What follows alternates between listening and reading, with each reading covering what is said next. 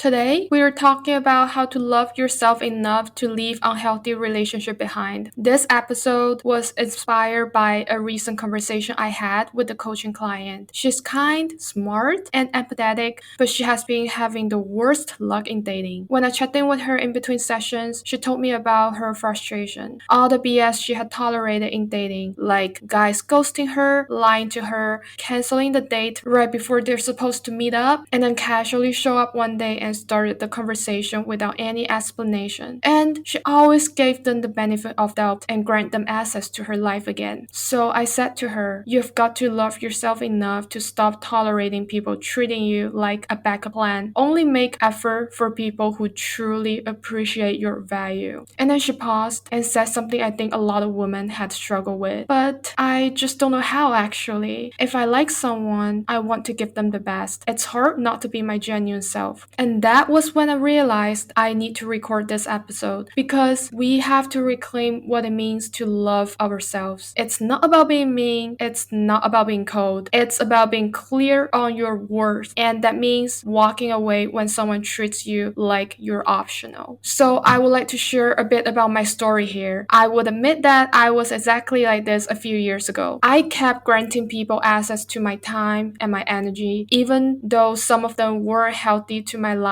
and my mental health. My energy drained so fast when I was around them. And the most awful thing was, I never asked what I truly wanted. All I cared about was whether that person would like me back or give me some attention in return. When I was in my early 20s, I met some outrageous people in my dating life. There was a guy I had a situationship with, and actually back then the word situationship wasn't even invented, but it was a situationship when I think about it now. This person literally complained about everything in his life. I think more than half of the time that we went out, he whined about something went wrong in his life, like how all his friends from college stopped talking to him and how his life was boring without a meaning, stuff like that. I mean, now that I say it out loud, I should have left him right off the bat, right? But I didn't. I was so fixated on one goal only, to make him like me back and have a proper relationship with me. So I practically became his therapist and a life coach for free. I listened to him, helped him analyze his dilemmas, and tried my best to advise him and find a way out. To be honest, I wasn't enjoying this. It was hard to enjoy the relationship when one person only takes and the other person only contributes. Also, he wasn't someone who truly deserved my time and attention either. He was really flaky. Sometimes he could stop responding to my messages, but after a week, he reappeared without even an apology. I think he was seeing someone else as well. He kept saying I was a wholesome person, and that's what he liked about me, but he never showed me the respect I deserve with his actions. So, you might be asking, did it end up working? Of course, no. We didn't even end on friendly terms. And shortly after, he was in a relationship with another girl. The biggest take I got from this situation was the meaning of loving myself. It's not just a slogan. Loving myself means knowing my values. It means having firm boundaries. It means walking away when I feel like the situation is no longer serving me. It means setting my own standards on how people should treat me. And the most important thing is put yourself on the pedestal instead. The most magical thing is after I completely detached from unhealthy relationships and prioritized my own feelings and needs,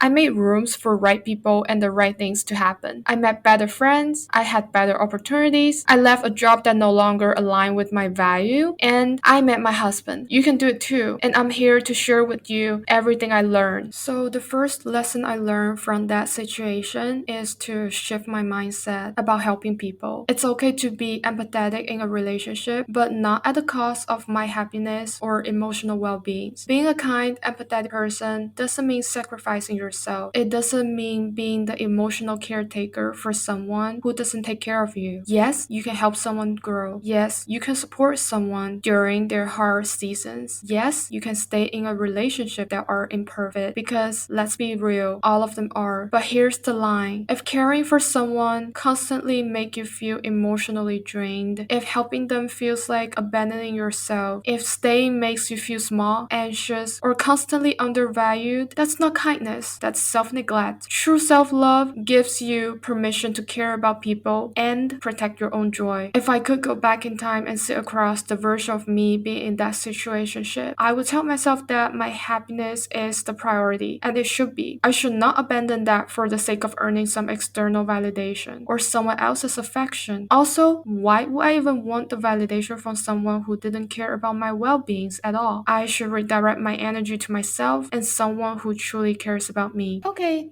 that was a quick one. And here goes to lesson number 2. You should not let someone else's emotional chaos dictate your worth. Before, I always thought if someone doesn't choose me or doesn't like me back, that means I'm not good enough for them. That means I'm not pretty enough. That means I'm not fun enough. When I was seeing this guy I've mentioned earlier, I even thought that this person would have chosen me if I had gone to a better college because he had expressed that he preferred girls who have a prestigious educational background. But I finally figured out why. He was really fixating on certain things like educational background and external things because that was the only thing he was proud of for himself. That was literally the only thing that went well in his life. In other areas, he was a total failure. Remember, he lost all his friends in college? Well, this is not my story to tell in my podcast, but the reason that he lost all of his friends in college was because he was a terrible person and he did terrible things to his friends. So that's why he put extra emphasis on educational background. You see, he was insecure about a lot of aspects in his life. But that isn't my problem, right? That isn't my responsibility to fix. And it definitely isn't a reflection of my worth. Once I realized that, I stopped internalizing other people's emotional chaos. Their inability to choose me wasn't about me. That doesn't say anything about my quality. It was about where they are in their own journey. Also, the most important message that I want to tell you is that people don't run away from you because you're not good enough. They run away from their own fear. That was because they haven't done the inner work to heal their traumas or work on their issues. So when they see you, they sense that the energy between you two doesn't match. And that's why they run away. And that's why one of the most important lessons in healing is this. The right person won't need your shrink, prove, or perform. They will meet you where you are, not because you chased them, but because you grew into someone who no longer settles for emotional breadcrumbs. The true match isn't about external things, like how you look, where you go to school, or what type of career do you have. It's about whether two people are on the similar stage of personal growth. And once I truly understood that, I stopped making exceptions. I stopped lowering my standards just to feel chosen. Because being chosen by someone who isn't emotionally ready is not a prize. Let me tell you, it's not a prize. It's a delay to my own healing journey. But I get it, okay? It feels really good to have some attention. It's good to have some compliments. And I know that will boost your ego. But think about what we truly want in a relationship and what we truly want in our dream partner. So this is what I'm gonna say next. Lesson 3, setting your standards. For those who couldn't meet your standards, let them go. You're not asking for too much. You're just asking the wrong person. Like I mentioned in the story I just shared, I did not honor my standards because I want someone else to like me back. You know, I wanted someone who respects my time. I wanted someone who sees my worth. I wanted someone who truly cares about my well-being. I did not want someone who kept draining my energy with their life stories. What I wanted to say to them was, you deserve it because you chose to be a terrible person to everybody around you, to everybody in your life. But instead, I just said, okay, I understand your struggles and I hope you will feel better after talking with me. Whoa, it feels good to say it. Well, but I let those standards go. I was thinking maybe if I act more caring, this person will like me back. And that's when I realized how dangerous it is to lower your standards just to keep someone around. It doesn't build real connection. It builds codependency. It drains your energy and dims your light. I guess what I'm trying to say is setting boundaries is one of the most powerful ways to honor your standards. It's about communicating what you will and won't accept. It's not a way to punish others, but to protect your own well-being. Honoring your standards means having the courage to let go of people who don't meet them. Even if it's hard or feels lonely at first, letting go isn't rejection. It's an act of self-respect. It's saying, I value myself enough not to settle for less than what I deserve. Saying no doesn't mean you're a selfish person or unkind. It means you're choosing yourself, your peace, and your growth. It means you refuse to sacrifice your needs and value you just to please someone else. At first, setting boundaries can feel uncomfortable or even scary, especially if you're used to putting others first or avoiding conflict. But each time you say no to what doesn't serve you, you're saying yes to the life and relationship you truly deserve. So that's pretty much and all the lessons I learned from that situationship. That's pretty much everything I wanted to share with you today. I just wanted to tell you, if saying no feels hard, if letting go feels painful, please